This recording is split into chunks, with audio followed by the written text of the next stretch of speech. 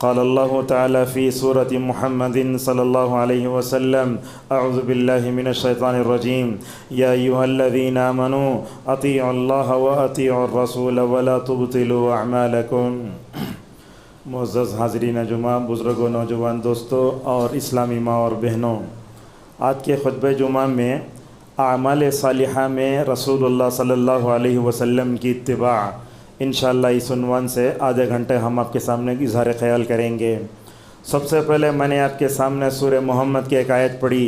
اللہ تبارک و تعالیٰ اس میں ارشاد فرماتے ہیں، ایمان والو اللہ کی اطاعت کرو، رسول اللہ کی اطاعت کرو اور اپنے اعمال کو بیکار نہ کرو۔ اس آیت کا امت کے لیے سب سے بڑا پیغام یہ ہے کہ جو لوگ اپنی زندگیوں میں اللہ اور اس کے رسول کی اطاعت کرتے ہیں تو ان کے اعمال محفوظ ہو جاتے ہیں، اور جو لوگ اللہ کی بات نہیں مانتے، رسول اللہ صلی اللہ علیہ وسلم کی سنت اور آپ کی احادیث سے اعراض کرتے ہیں، ان کے اعمال دنیا میں برباد ہو جاتے ہیں۔ معزز حاضرین، دنیا میں بندوں کی کامیابی کا جو دار و مدار ہے وہ دو باتوں پر ہے۔ ایک تو سب سے پہلا بندہ یہ ہے کہ اللہ تبارک و تعالیٰ پر ایمان لے آئے، اللہ کی اطاعت کرے۔ دوسرا یہ ہے کہ اگر بندہ یہ چاہتا ہے کہ اس کے اعمال اللہ تبارک و تعالیٰ کے پاس جو ہے قابل ہوں، مقبول ہوں، صالح بن جائیں، اس کے لیے شرط یہ ہے کہ وہ بندہ رسول اللہ صلی اللہ علیہ وسلم کی اطاعت کرے۔ معزز حاضرین، اللہ تبارک و تعالیٰ نے انسانوں کی ہدایت کے لیے نبیوں کا سلسلہ شروع فرمایا۔ اس دنیا کے سب سے پہلے نبی آدم تھے، سب سے پہلے رسول حضرت نوح علیہ السلام تھے۔ اللہ تبارک و تعالیٰ نے نبیوں کو بھیجا، کتابیں اتاری، لوگوں کو توحید کا سبق پڑھایا گیا، اور ان نبیوں کے ذریعے لوگوں کو بتایا گیا کہ اگر تم یہ چاہتے ہو کہ تمہارے رب کے پاس تمہارا عمل قبول ہو جائے تو تمہیں اپنے وقت کی نبی کی اتباع کرنا ہوگا۔ سورہ شعراء میں پڑھیے، ہر نبی اپنی قوم سے کیا کہتا ہے؟ وَاتَّقُوا اللَّهَ وَأَطِيعُونِ، اے میری قوم تم اللہ سے ڈرو اور میری اطاعت کرو۔ تو اس سے معلوم ہوتا ہے ہر نبی جب اپنی قوم میں بھیجا گیا، اس نبی پر ایمان لانے والوں نے اپنے وقت کے نبی کی اطاعت فرمائی، مگر جناب محمد رسول اللہ صلی اللہ علیہ وسلم کو آخری نبی بنا کر بھیجا گیا۔ لہٰذا اس دنیا میں جو بھی مسلمان نہیں انسان اگر وہ کامیاب ہونا چاہتا ہے تو اسے توحید کو اپنانے کے بعد رسول اللہ صلی اللہ علیہ وسلم کی اتباع کرنا چاہیے۔ معزز حاضرین، یہ ایک اہم بات آپ کے سامنے بتاتا ہوں۔ ہم اپنے سماج کی، سوسائٹی کی، معاشرے کی اصلاح کرنا چاہتے ہیں مگر نہیں کر پاتے۔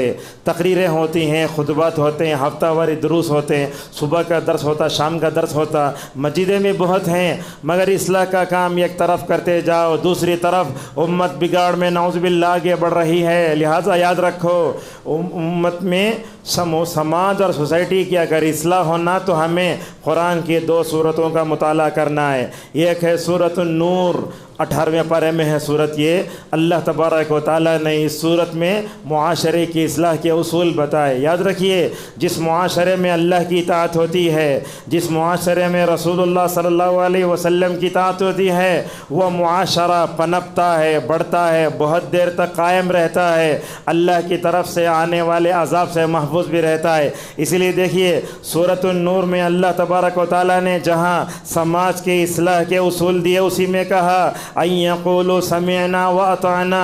مومن کا تو شیوا یہ ہونا چاہیے، جب اس سے کہا جائے کہ اللہ اور اس کے رسول کی بات مانو تو اسے کہنا چاہیے ہم نے سنا، ہم نے اطاعت کی۔ اگر بندہ اللہ اور اس کے رسول کی اطاعت کیا تو کیا ملے گا؟ کہا ایسے لوگ ہی کامیاب ہونے والے ہیں۔ اسی طریقے سے آگے اللہ کہتا ہے وَمَن يُطِعِ اللَّهَ وَرَسُولَهُ وَيَخْشَ اللَّهَ وَيَتَّقِهِ فَأُولَئِكَ هُمُ الْفَائِزُونَ۔ اے لوگو، اگر تم دنیا میں کامیاب ہونا چاہتے ہو تو اپنے اندر اللہ کا تقوی اختیار کرو، خشیت الہی اپناؤ، اللہ اور اس کے رسول کی اطاعت کرو، ماشاءاللہ کامیاب ہو جاؤ گے۔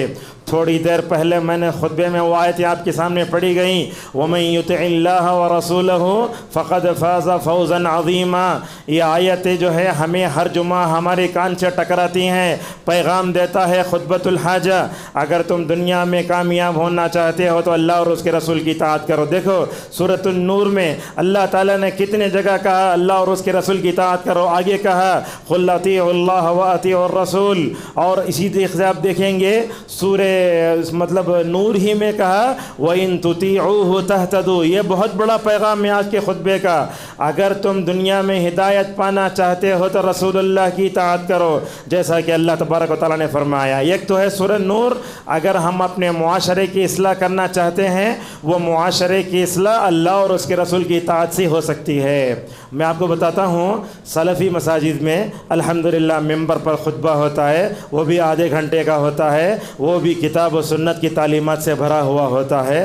دوسرے مسلک کی مساجد میں دیکھیں گے آپ، خطبہ ممبر پہ نہیں ہوتا۔ ان لوگوں کا کہنا یہ ہے رسول اللہ صلی اللہ علیہ وسلم کے زمانے میں خطبہ عربی میں ہوا، عربی میں ہی ہونا، اپنے زبان کی تقریر کرنا ہو تو نیچے کیا کرتے ہیں، کرسی ڈال کے بیٹھ جاتے ہیں۔ وہ نیچے بیٹھ کر خطبہ جو دیتے ہیں اس میں اور یہ ممبر پر کھڑے ہو کر جو ہے خطبہ دینے میں بہت بڑا فرق ہے۔ لہٰذا سلفی مساجد جو ہوتی ہے نا، ان کا دنیا میں اللہ اور اس کے رسول صلی اللہ علیہ وسلم کی اطاعت پر ابھارنے اور امت میں جو ہے روح کی اتباع پھونکنے میں ان کا بہت بڑا کردار ہے۔ ایک تو سورہ نور ہے، اور ہمیں اللہ اور اس کے رسول کی اطاعت کرنا ہے تو سورہ حجرات بھی پڑھنا ہے۔ اللہ تبارک و تعالیٰ آیت میں کیا کہا، وَإِن تُطِيعُوا اللَّهَ وَرَسُولَهُ لَا يَلِدْكُم مِّنْ أَعْمَالِكُمْ شَيْئًا، اگر تم اللہ اور اس کے رسول کی بات مانو گے اللہ تعالیٰ تمہارے اعمال کو ضائع نہیں کرے گا۔ اب دیکھیے نماز کا خود مسئلہ ہے، اللہ کے نبی صلی اللہ علیہ وسلم فرماتے ہیں میری امت میں سے ایک آدمی ایسا لایا جائے گا جس نے 60 سال نماز پڑھی ہوگی مگر جب قیامت میں آئے گا تو کچھ بھی نہیں پائے گا۔ کیوں؟ اس لیے کہ اس کی نماز نماز نبوی نہیں ہے، اس کی نماز لوگوں کے دکھائے ہوئے طریقے کے مطابق ہے، اس کی نماز مسلکی تعصب کے اعتبار سے صحیح ہے۔ اگر اس کی نماز نماز نبوی ہوتی تو وہ قیامت میں جو ہے لہٰذا افسوس نہیں کرتا۔ تو لہٰذا کیا معلوم ہوتا ہے، پورے اسلامی معاشرے کی ہدایت کا دار و مدار اللہ کی اطاعت پر ہے، رسول اللہ صلی اللہ علیہ وسلم کی اتباع پر ہے۔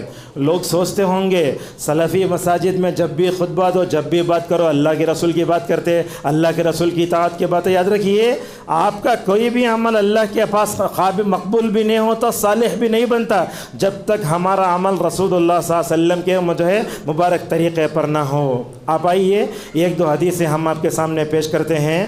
اللہ کے نبی صلی اللہ علیہ وسلم نے ایک دن ایسی نصیحت فرمائی، صحابہ تو کہتے ہیں ایسے لگتا تھا کہ یہ آپ کی آخری نصیحت ہے۔ ہمارے خطبوں میں اللہ کے نبی کے تقریر میں بہت بڑا فرق تھا۔ وہ کیا تھا، نبی کریم صلی اللہ علیہ وسلم جب خطبہ دے تقریر کرتے تو کیا ہوتا، آپ کی آنکھیں جو ہے کیا ہو جاتی، کمانڈر کی طرح لال ہو جاتی۔ اللہ کے نبی صلی اللہ علیہ وسلم کے خطبے میں ہمارے خطبات میں فرق یہ ہے، اللہ کے نبی صلی اللہ علیہ وسلم جب خطبہ دیتے تقریر کرتے اللہ اکبر کیا ہوتا، دلوں میں ڈر پیدا ہو جاتا اور آنکھوں سے آنسو جو ہے بہنا شروع ہوتے۔ آج کل دیکھتے ہیں یہ چیزیں جو ہے ہمارے خطبات میں اور ہمارے جلسوں میں اور ہمارے تقریروں میں نہیں ہیں۔ لہٰذا اللہ کے نبی صلی اللہ علیہ وسلم نے ایسے بہترین تقریر فرمائی، اللہ کے نبی کے صحابہ تو کہتے ہیں ایسے لگتا ہے کہ یہ اللہ کے نبی صلی اللہ علیہ وسلم کی الوداعی نصیحت تھی۔ اس نصیحت میں آپ نے امت کو کیا کہا، علیکم بسنتی و سنت الخلفاء الراشدین المہدیین من بعدی، لوگو فتنوں کے وقت میں میری سنت کو لازم پکڑو، میرے صحابہ کی سنت کو لازم پکڑو۔ لوگ جب 20 رکعت کی بات آتی ہے تو عمر رضی اللہ عنہ کی بات لے لیتے، مگر دوسری باتوں میں صحابہ کے عمل کو نعوذ باللہ ہم نظر انداز کرتے ہیں۔ اللہ کے نبی فرماتے اگر دنیا میں رشد و ہدایت پانا چاہتے ہو، اپنے داڑھ میں جیسے کسی چیز کو دبا کر پکڑتے ہو، ویسے فتنوں کے وقت رسول اللہ صلی اللہ علیہ وسلم اور صحابہ کے منہج کو ویسے لازم پکڑو۔ معزز حاضرین، ہمیں ہر موڑ پر اللہ اور اس کے رسول صلی اللہ علیہ وسلم کی اطاعت کرنا چاہیے۔ شاید ایسا ہی موقع تھا، اللہ کے نبی مسجد کے اندر ہیں، ایک صحابی مسجد داخل ہو رہے تھے، نام ان کا عقبہ بن عامر یا ابن مسعود بھول رہا ہوں۔ اللہ کے نبی نے کہا بیٹھ جاؤ۔ وہ صحابی کیا سمجھے، شاید میں جہاں ہوں وہیں بیٹھ جانا چاہیے، حالانکہ مسجد میں داخل ہو کر بیٹھنے کی تاکید کی گئی تھی، وہیں بیٹھ گئے۔ اللہ اکبر۔ نبی کریم صلی اللہ علیہ وسلم نے ان سے کہا میرے کہنے کا مطلب یہ نہیں کہ تم باہر بیٹھ جاؤ، میرے کہنے کا مطلب یہ تھا کہ تم مسجد میں آ کر بیٹھ جاؤ۔ معزز حاضرین، زندگی کے ہر گوشے میں، ہر موڑ پر، ہر پہلو پر ہمیں اللہ کی بات ماننا، رسول اللہ صلی اللہ علیہ وسلم کی اطاعت کرنا۔ نمازوں کا مسئلہ لے لیتے ہیں، آج ہمارے لوگ ہیں نماز پڑھتے ہیں مگر نماز نبوی نہیں رہی۔ دیکھتے ہیں مالک ابن حویرث رضی اللہ عنہ کہتے ہیں ہم نوجوان اللہ کے نبی صلی اللہ علیہ وسلم کے پاس گئے، آپ نے ہمیں اذان سکھائی، آپ نے ہمیں سفر میں حضر میں نماز پڑھنے کا طریقہ سکھایا۔ جب صحابہ کرام اپنے گھروں کو جانے کے بارے میں شوق مند ہو گئے تھے، اس موقع پر نبی کریم صلی اللہ علیہ وسلم نے مالک ابن حویرث اور ان جیسے نوجوان صحابہ سے کیا کہا؟ صلو کما رأیتمونی اصلی، اے لوگو تم ویسے نماز پڑھو جیسے تم نے مجھے نماز پڑھتے ہوئے دیکھا ہے۔ آج مساجد کا حال یہ ہے، ہر مسجد میں اپنے اپنے مسلک کے حساب سے نماز کا طریقہ لگایا جاتا ہے، حالانکہ نماز ویسے پڑھنا چاہیے جیسے رسول اللہ نے پڑھی۔ یہ دیکھو بات کیسی ہے، عمر ابن عبدالعزیز رحمہ اللہ حالانکہ تابعی تھے انہوں، حضرت انس جب ان کے پیچھے نماز پڑھتے تو کہتے اے عمر جب میں تمہارے پیچھے نماز پڑھتا ہوں تو مجھے نبی کی نماز یاد آتی ہے، لہٰذا اللہ کے نبی صلی اللہ علیہ وسلم کے مبارک طریقے پر اپنی نمازوں کو درست کرو۔ اسی لیے رسول اللہ صلی اللہ علیہ وسلم اور عمر رضی اللہ عنہ نماز کا طریقہ سکھانا چاہتے تو ممبر پر آ جاتے تھے، جب سجدہ کرنے کا موقع آتا تو نیچے اتر کر سجدہ کرتے تھے، کیوں؟ تاکہ ممبر پر چڑھ کر لوگوں کو نماز کا صحیح طریقہ بتائیں۔ رہا مسئلہ روزوں کا، رسول اللہ صلی اللہ علیہ وسلم نے امت کو جو ہے روزوں کے بارے میں بھی مکمل تعلیمات دی۔ دیکھتے ہیں سحری میں 5 منٹ پہلے ختم کر لینا اور افطار میں 5 منٹ احتیاط کے نام پر دیر سے کرنا، یہ صحیح نہیں ہے۔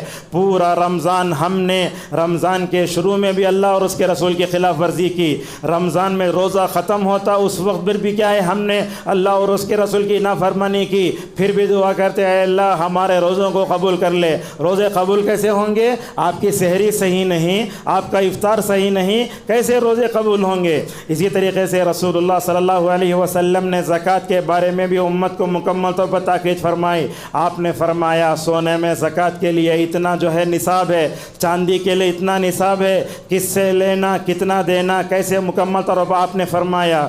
ایک تو نماز کا تذکرہ ہوا، روزوں کا ہوا، زکوٰۃ کا ہوا۔ اب موسم ہے حج کا، اس کے بارے میں گفتگو کرتے ہیں۔ اسلام کا چوتھا رکن حج ہے۔ اللہ کے نبی صلی اللہ علیہ وسلم نے بھی اپنی زندگی میں ایک ہی حج فرمایا۔ لوگ حج کو جاتے، جو لوگ حج کو نہیں جاتے انہیں یہ معلوم کر کے رکھنا چاہیے کہ رسول اللہ نے کتنے حج کیے ہیں۔ لوگوں کو معلوم نہیں ہے۔ IPL کے بارے میں پوچھو، لوگ بولتے ہیں کتنے شاٹ مارا، کون سی ٹیم اوپر ہے، کتنے پوائنٹس ہیں، مگر لوگوں کو یہ نہیں معلوم ہوتا کہ رسول اکرم صلی اللہ علیہ وسلم نے کتنے حج کیے۔ آپ صلی اللہ علیہ وسلم نے 9 ہجری میں ابو بکر رضی اللہ عنہ کو امیر الحج بنا کے بھیجا۔ حالانکہ نبی چلے آ سکتے تھے، مگر وہ اللہ کے نبی کے حج کی تیاری فتح مکہ سے ہی شروع ہو گئی۔ آپ نے وہ توحید کے مرکز کو توحید کا مرکز بنایا، 63 بتوں کو ہٹایا، اللہ اکبر، کعبۃ اللہ پر چڑھ کر حضرت بلال نے آزادی، مکہ اپنے اصل پر واپس آ گیا۔ یہ کب ہوا؟ 8ویں ہجری میں ہوا۔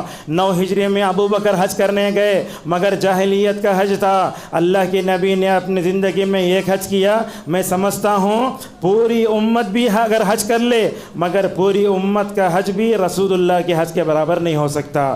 یہ تھا رسول اللہ صلی اللہ علیہ وسلم کا حج۔ اس حج میں آپ صلی اللہ علیہ وسلم بار بار لوگوں سے کہتے لعلی لا القاکم بعد عامی هذا خذوا عنی مناسککم۔ یہ جملے دے کیسے ہیں؟ اللہ کے نبی کی حرص کیسے؟ لوگوں میں تمہارے سامنے ہونا یہ میرا اور جو ہے تمہارا لائف کا بہت آخری موقع ہے، یہ شاید آئندہ سال میں تم سے مل نہیں پاؤں گا۔ یہ اللہ کی نبی اپنے صحابہ سے کہتے، اور دیکھو کیسی تڑپ، کہتے خذوا عنی مناسککم، لوگوں حج کا طریقہ سیکھنا ہو تو سیکھ لو۔ قربان جاؤ، جابر رضی اللہ عنہ کی حرص پر مدینے سے نکل کر مکہ گئے، مکے سے مدینہ آنے تک ماشاءاللہ جابر نے آپ کے تمام حرکات و سکنات پر ماشاءاللہ جو ہے نظر رکھی۔ جابر رضی اللہ عنہ کہتے ہیں اللہ کے نبی مدینے سے جیسے نکلے، مدینہ واپس آنے تک میں نے اللہ کے نبی صلی اللہ علیہ وسلم کے سارے مناسک حج اور آپ کے تمام حرکات و سکنات پر ماشاءاللہ میں نے نظر رکھی۔ اسی لیے فضیل ابن عیاض رحمہ اللہ کہتے ہیں اگر کوئی آدمی اپنے حج کو حج مبرور بنانا چاہتا ہے، اس کو چاہیے کہ وہ جابر رضی اللہ عنہ کی حدیث کا مطالعہ کر لے۔ اور اسی طریقے سے آپ نے حج کیا، ماشاءاللہ بڑا بہترین حج، وہ کیا خوش نصیب لے صحابہ اکرام. ذرا میں آپ کو بتاتا ہوں. دیکھو یہ خطبہ ہے, مئی کا ان ہے, آواز آپ تک آ رہی ہے. جیسے ہی یو پی ایس آف ہوا, کرنٹ آف ہوا, یہ دوسری صف میں آواز نہیں آتی. اللہ اکبر. کیسے رہے ہوں گے صحابہ اکرام؟ 1 لاکھ صحابہ اکرام کو نبی کا خطبہ سننا یہ کرامت سے کم نہیں ہے. صحابہ اکرام کہتے ہیں ہم مینا کے میدان میں ہوتے تھے, عرفے کے میدان میں ہوتے تھے, اپنے اپنے ٹینٹ میں رہتے, مگر رسول اللہ کی پوری بات ماشاءاللہ ہمیں سنائی دیتی تھی. یہ رسول اللہ صلی اللہ علیہ وسلم کا معجزہ اور صحابہ کے لیے کرامت تھی. اتنے لمبا خطبہ دیا آپ نے اونٹنی کی پیٹھ پر. اس میں آپ نے فرمایا فَلْيُبَلِّغِ الشَّاهِدُ الْغَائِبُ, اے لوگو جو یہاں حاضر ہے, جو یہاں حاضر نہیں ہوا ہے, اس تک یہ میرا پیغام پہنچا دے. اونٹنی کی پیٹھ پر بیٹھ کر رسول اللہ صلی اللہ علیہ وسلم نے جتنا خطبہ دیا, خطبے کے تمام عناصر کو ماشاءاللہ کتب حدیث میں محفوظ کیا گیا. اللہ کے نبی نے جتنے جملے ارشاد فرمائے, کسی بھی صحابی نے ماشاءاللہ ایک جملہ نہیں چھوڑا. معزز حاضرین, حج جو کرتے ہیں وہ بھی اللہ اور اس کے رسول صلی اللہ علیہ وسلم کی اطاعت ہونا چاہیے. ایک بات کہہ کر اپنے بات کو آگے بڑھاتے ہیں, وہ کیا ہے؟ ہر جمعہ کو ہم سورہ کہف پڑھتے ہیں. سورہ کہف کی آخری آیت ہے من کان یرجو لقاء ربہ فلیعمل عملا صالحا ولا یشرک بعبادت ربہ احدا. اس آیت میں علامہ ابن کثیر رحمہ اللہ نے لکھا ہے, اس آیت میں 2 باتیں امت کو بتائی جا رہی ہیں. ایک بات تو یہ ہے کہ اگر تم یہ چاہتے ہو کہ تمہارا عمل اللہ کے پاس قبول ہونا, اللہ کے پاس صالح بننا, توحید اپناؤ, شرک سے دور رہو. کتنے ایسے لوگ ہیں جو درگاہوں پہ سر جھکاتے ہیں, کعبۃ اللہ کا طواف بھی کر لیتے ہیں. کتنے ایسے لوگ ہیں جو اجمیر کے گندے پانی میں نہا لیتے بھی ہیں اور کعبۃ اللہ کا طواف بھی کر لیتے ہیں. کیا ایسے لوگوں کا حج قبول ہوگا؟ یہاں ایک بات یہ بتائی گئی. اور دوسری بات بتائی گئی, لوگوں ہر جمعہ یہ پیغام ہے سورہ کہف کی آخری آیت کا, اگر تم یہ چاہتے ہو کہ تمہارا عمل اللہ کے پاس قبول ہو جائے تو تمہارے لیے ضروری ہے کہ تمہارا عمل رسول اللہ صلی اللہ علیہ وسلم کے طریقے کے مطابق ہونا چاہیے. معزز حاضرین, سورہ جو ہے اس میں دیکھیں گے آپ ملک میں الذی خلق الموت والحیات لیبلوکم ایکم احسن عملا, اس میں خود کہا گیا اللہ نے تم کو پیدا کیا تاکہ تم کو آزمائے کہ تم میں کون اچھا عمل کرتا ہے. اچھے عمل سے مراد کیا ہے؟ اچھے عمل سے مراد یہ ہے کہ تمہارا عمل توحید سے بھرا ہوا ہونا چاہیے. اگر انسان بدعت و خرافات میں رہتے ہوئے عمل کرتا ہے تو اس کا عمل قبول نہیں ہوگا. اسی طریقے سے وہ احسن عملہ کی تفسیر میں علماء نے یہی بتایا, تمہارا اٹھتا ہر قدم رسول اللہ صلی اللہ علیہ وسلم کی جو ہے مبارک قدم پر مکمل طور پر ہونا چاہیے. معزز حاضرین, ابھی چند دنوں میں امت ذی الحجہ کے 10 دنوں کا جو ہے مکمل طور پر سامنا کرنے جا رہی ہے. ایسے موقع پر عمل صالح کرنے جا رہے ہیں نا, تو ایسے وقت میں بھی کچھ پیغام میں آپ کے سامنے دینا چاہتا ہوں. یہ جو 10 دن آتے ہیں نا, یہ 10 دن دنیا کے بڑے افضل دن ہیں. اللہ کی نبی صلی اللہ علیہ وسلم نے فرمایا افضل ایام الدنیا, بلکہ آپ نے تو کہا ان دنوں میں ان دنوں میں جو ہے عمل صالح اللہ تعالیٰ کو جہاد سے بھی زیادہ پسندیدہ ہے. یہ ہمارے 10 دن گزرتے کیسے ہیں؟ ہمارے یہ دن کیسے گزرتے معلوم ہیں؟ یا تو جانوروں کو خریدو یا تو جانوروں کا چارہ لو, اس کے علاوہ تو ان دنوں میں ہمیں دوسرا کوئی کام کرنا نہیں آتا.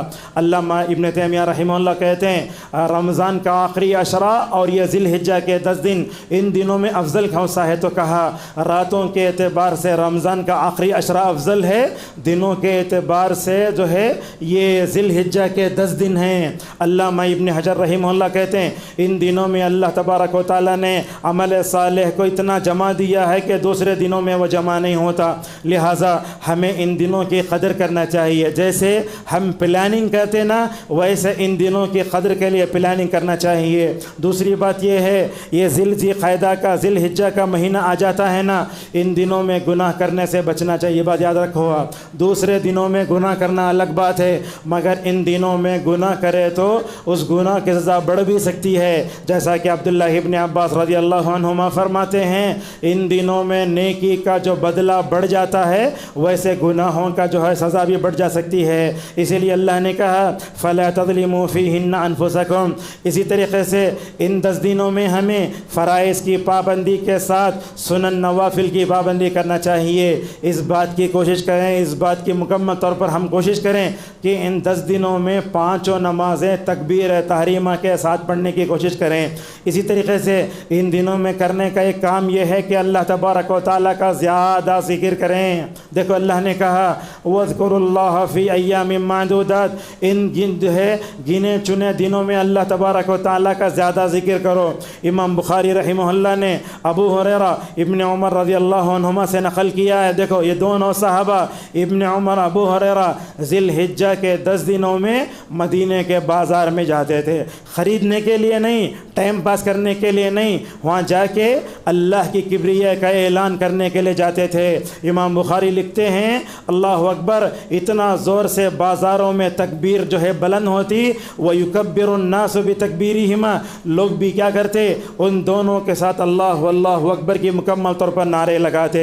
لہٰذا جو لوگ بزنس مین ہیں ان کو چاہیے کہ وہ جب دکان میں ہوں اگر گراہک نہ ہو تو اس وقت اللہ تبارک و تعالیٰ کا زیادہ ذکر کریں۔ مسند احمد کی روایت میں آتا ہے اللہ کی نبی صلی اللہ علیہ وسلم نے فرمایا فَأَكْثِرُوا فِيهِنَّ مِنَ التَّهْلِيلِ وَالتَّكْبِيرِ وَالتَّحْمِيدِ، لوگو ان دنوں میں زیادہ اللہ اکبر کا اہتمام کرو، سبحان اللہ کا اہتمام کرو، لا الہ الا اللہ کا اہتمام کرو۔ یہ 10 دن آتے ہیں، یہ توحید کے دن ہیں، یہ اللہ تعالیٰ کی محبت کو اپنے دلوں میں بسانے کے دن ہیں۔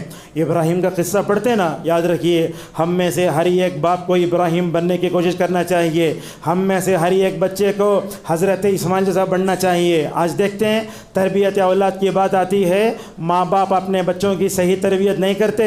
ذی الحجہ کے یہ 10 دن ماں باپ اپنے بچوں کو ابراہیم کا قصہ پڑھ کے سنائیں۔ اللہ تعالیٰ خود فرماتا ہے وَاتْلُ عَلَيْهِمْ نَبَأَ ابراہیم، کہیں فرماتا ہے وَاذْكُرْ فِي الْكِتَابِ ابراہیم، اے اللہ کے نبی لوگوں کو ابراہیم علیہ السلام کا قصہ پڑھ کے سناؤ۔ یہ ذی الحجہ کے جو 10 دن آتے ہیں ان دنوں میں شاعر اللہ کی تعظیم بھی کرنا چاہیے۔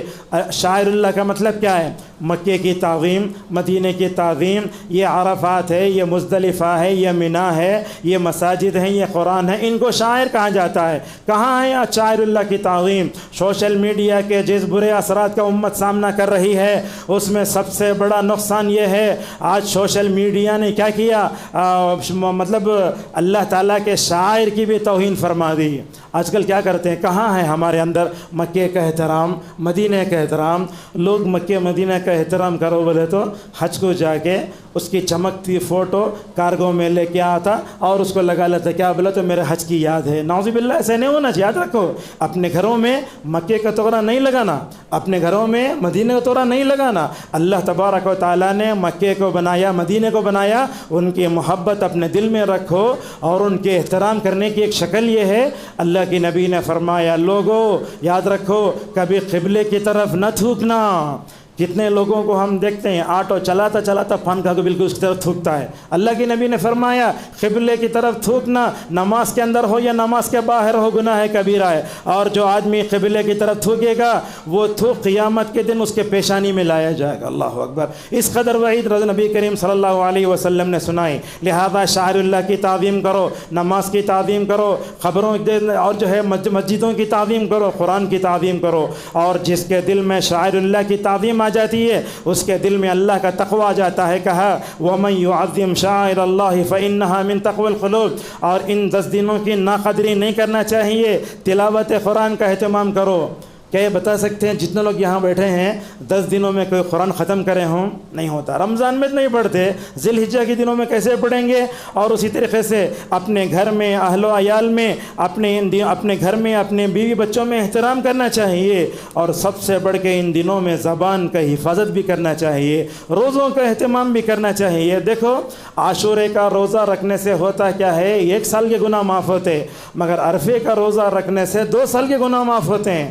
اللہ اللہ اکبر، اللہ جزا خیر دے ابن القیم رحمہ اللہ کو کیسے کمپیئر کرے دیکھو دیکھن میں لوگوں سے کہا لوگو تم جانتے ہو عرفے کا روزہ رکھنے سے 2 سال کے گناہ معاف ہوتے، عاشورے کا روزہ رکھنے سے 1 سال کے گناہ معاف ہوتے، یہ کیا سبب ہے؟ تو کہا عاشورے کے روزے کا تعلق موسیٰ کی شریعت سے ہے اسی لیے 1 سال ہے، مگر رسول اللہ صلی اللہ علیہ وسلم کی شریعت کی برکت یہ ہے عرفے کا روزہ رکھنے سے گزرے ہوئے 1 سال کے گناہ بھی معاف ہوتے اور آنے والے سال کے گناہ بھی معاف ہوتے۔ سعید ابن جبیر رحمہ اللہ کے بارے میں آتا ہے جب عرفے کے روزے کا وقت ہوتا تو کیا کرتے؟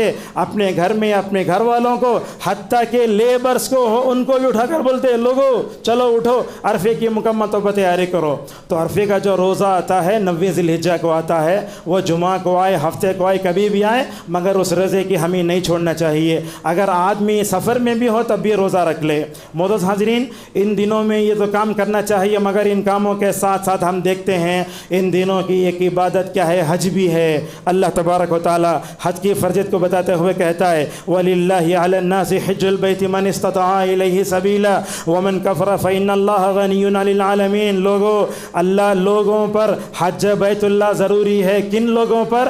جن کے پاس مال کی طاقت بھی ہے، بدن کی طاقت بھی ہے۔ الحمدللہ تقریباً 2001 سے 2007 تک مدینہ میں رہنے کا مجھے اتفاق ہوا۔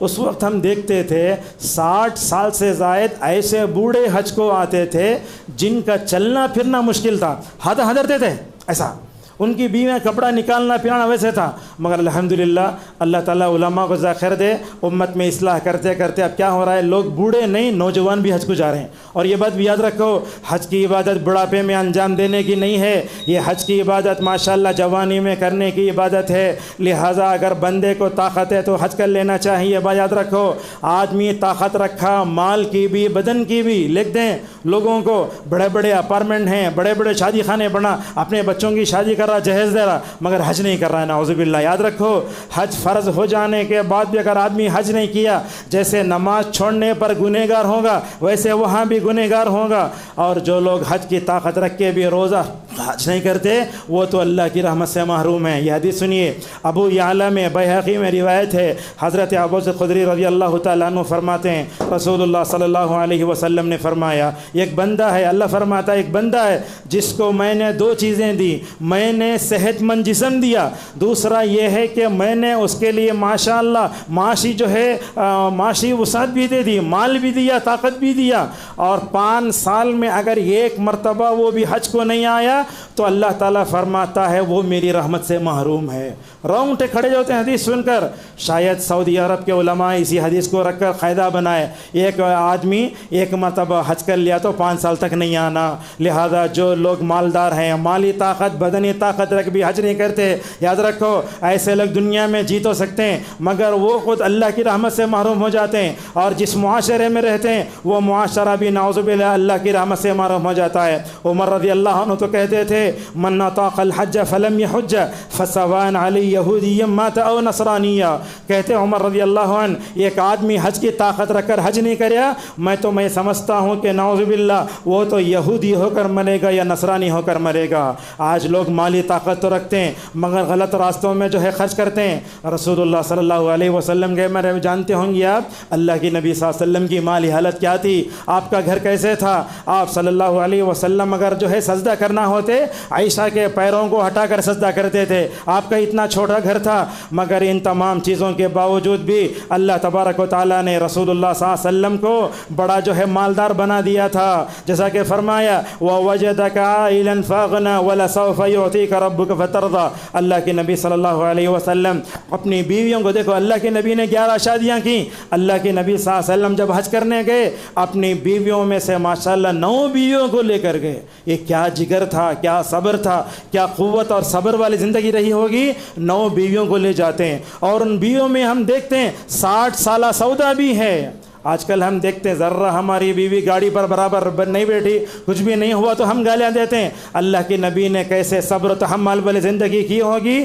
اللہ کے نبی صلی اللہ علیہ وسلم نے اپنی بیویوں کو حج کرایا، اللہ کے نبی صلی اللہ علیہ وسلم نے اپنی بوڑھی بیویوں کو بھی مکمل طور پر برداشت فرمایا۔ ایسے ایسے چھوٹے چھوٹے صحابہ تھے جو اپنے جو ہے والدین ساتھ مکمل طور پر حج بھی کرتے تھے۔ یہ یاد رکھو، یہ حج کی جو عبادت ہے نا قیامت تک رہے گی۔ جو چنانچہ صحیح مسلم میں روایت آتی ہے، اللہ کے نبی صلی اللہ علیہ وسلم قیامت کے بڑی علامت کے طور پر نکلیں گے۔ دیکھو کہا اللہ کے نبی نے وہ فج الروحہ نامی مقام پر آئیں گے، وہاں سے تلبیہ پڑھتے ہوئے عیسیٰ علیہ السلام قیامت میں بڑی علامت کے طور پر آئیں گے اور انشاءاللہ جا کر حج بھی کریں گے، عمرہ بھی کریں گے۔ اس روایت سے معلوم ہوتا ہے حج عمرہ الحمدللہ قیامت تک مکمل طور پر رہیں گے۔ معزز حاضرین، افسوس ہے لوگ حج کو جاتے مگر حاجی کی زندگی میں کوئی تبدیلی نہیں ہے۔ بدعتی حج کو جاتا، کیا واپس آنے کے بعد سنت پرست بنتا انہیں؟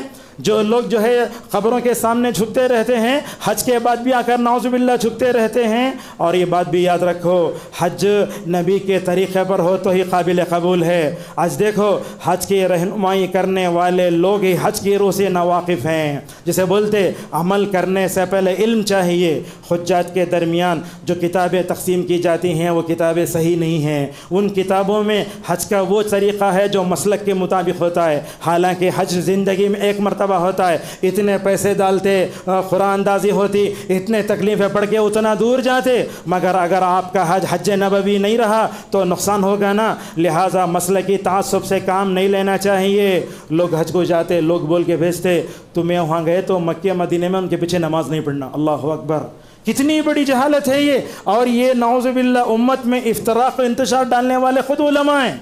دیکھتے ہیں جماعت کے ساتھ نماز ہو رہی ہے، بولتے ہیں انہوں غیر مخلدہ ہمیں مخلدہ۔ ضرورت کیا ہے؟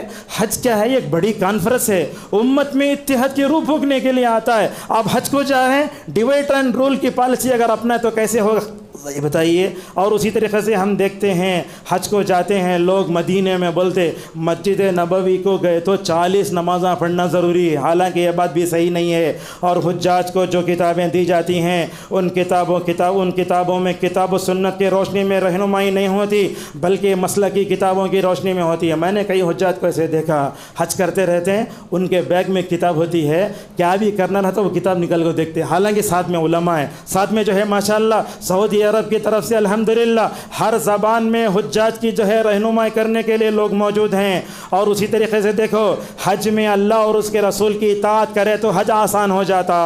حج کتنے دن کا ہے؟ 5 دن کا ہے۔ جاؤ مکے کو، مکے سے واپس آ جاؤ، حج ہو گیا۔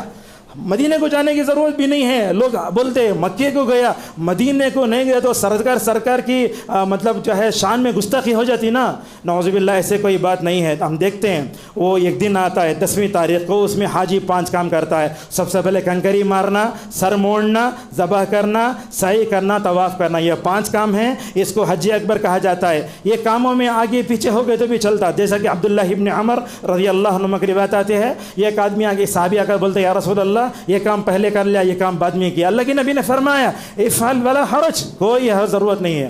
اللہ کے نبی رحمت للعالمین تھے، رسول اللہ صلی اللہ علیہ وسلم نے صحابہ کرام کو ماشاءاللہ حج مکمل طور پر آسان کر کے بتایا۔ مگر افسوس کی بات ہے آج علماء لوگوں کو کتاب و سنت کی روشنی میں رہنمائی نہ کرنے کے بجائے مسلک کے نام پر رہنمائی کرتے ہیں۔ میں نے خود حج میں رہ کر یہ دیکھا ہے، پورے لوگ احرام نکال دل کو معمولی کپڑوں میں سوتے ہیں، مگر اس طبقے کے لوگوں کو دیکھے تو احرام پہن لے کو 11 تاریخ کو بھی کیا بولے تو ہمارے علماء بولے اس میں ترتیب ضروری ہے، میری قربانی نہیں ہوئی اس لیے میں احرام پہن لے کو ہوں، لہٰذا لوگوں کو مشقت میں نہیں ڈالنا چاہیے۔ آپ نے کہا ان ھذا الدین یسر، آپ نے بھی کہا یسرا ولا تعسرا۔ اس ممبر سے ہم لوگوں کو علماء کو پیغام دیتے ہیں حج کے معاملے میں لوگوں کو مشقت میں نہ ڈالو، بلکہ جو ہے مکمل طور پر آسانی پیدا کرو۔ اور حج کی عبادت میں لوگوں کو 2 باتوں کا مکمل طور پر لحاظ رکھنا چاہیے، ایک ہے توحید اور دوسرا ہے رسول اللہ صلی اللہ علیہ وسلم کی مطابقت۔ میرے خطبے کا سب سے قیمتی جملہ یہی ہے،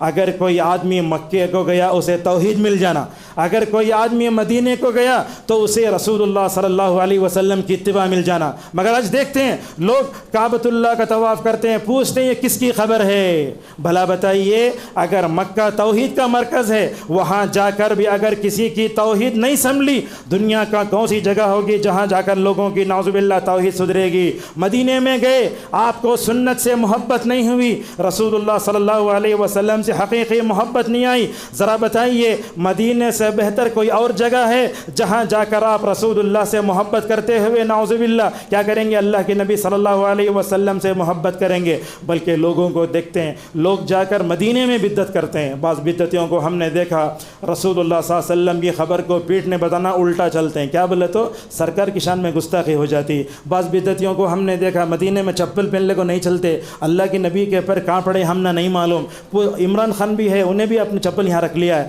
لہٰذا توحید کو اپناؤ، رسول اللہ صلی اللہ علیہ وسلم کی سنت کو اپناؤ، اور ہر حاجی کو یہ کوشش کرنا چاہیے اس کا حج حج مبرور بن جائے۔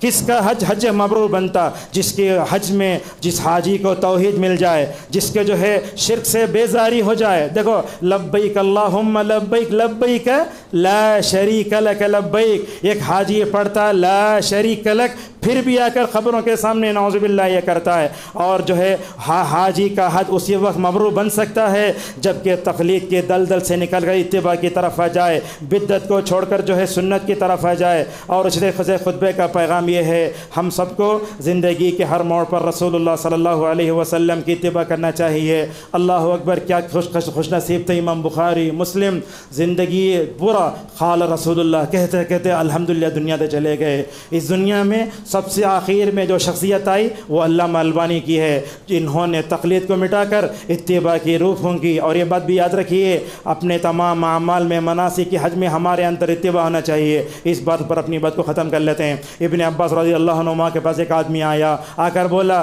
حج کی کون سی قسم افضل ہے؟ انہوں بولے حج تمتع، حج تمتع۔